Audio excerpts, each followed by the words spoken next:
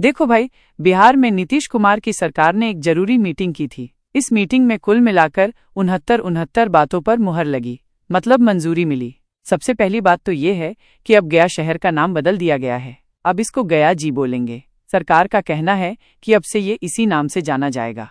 दूसरी बड़ी बात यह है कि जो सरकारी कर्मचारी हैं, जिनको 7वें वेतन आयोग के हिसाब से तनख्वाह और पेंशन मिलती है, उनकी महंगाई भत्ता DA बढ़ा दिया गया है। पहले उनको 53% मिलता था, अब 55% मिलेगा, मतलब उनकी सैलरी थोड़ी बढ़ जाएगी। इसी तरह 6ठे वेतन आयोग वालों का DA 6% और 5वें वेतन आयोग वालों का 11% बढ़ाया गया है। इससे सरकार के ऊपर लगभग 1070 करोड़ रुपए का ज्यादा बोझ पड़ेगा।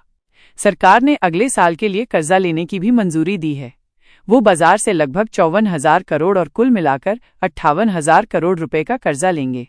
कैबिनेट में बोधगया शहर के लिए पानी पहुंचाने की एक योजना को भी हरी झंडी मिली है। और जो टूरिज्म डिपार्टमेंट है, उसकी एक स्कीम है स्वदेश दर्शन योजना। इसके तहत बोधगया में एक ऐसा सेंटर बनेगा जहां लोग बौद्ध धर्म के बारे में जान सकेंगे और ध्यान वगैरह लगा सकेंगे। इसके लिए सरकार ने लगभग 165 करोड़ रुपए दिए हैं।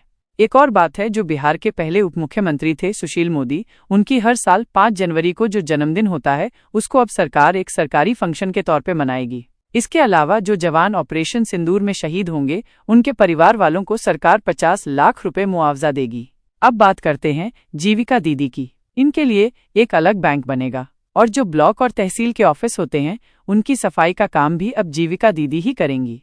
जन्म और मृत्यु का जो रजिस्ट्रेशन होता है, वो अब गांव के लेवल पर जो पंचायत सचिव होते हैं, उनके जरिए हो सकेगा। और कुछ नए आंगनबाड़ी सेंटर भी खुलने वाले हैं। पंचायतों में जो सरकारी भवन बनेंगे, उनके लिए सरकार ने 27 अरब रुपए दिए हैं।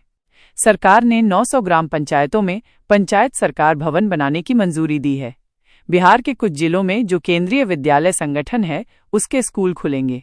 गोपालगंज, अररिया और भागलपुर में अल्पसंख्यक बच्चों के लिए रहने वाले स्कूल बनेंगे। इन स्कूलों में अब शिक्षा विभाग के जो टीचर हैं, उनको ही लगाया जाएगा।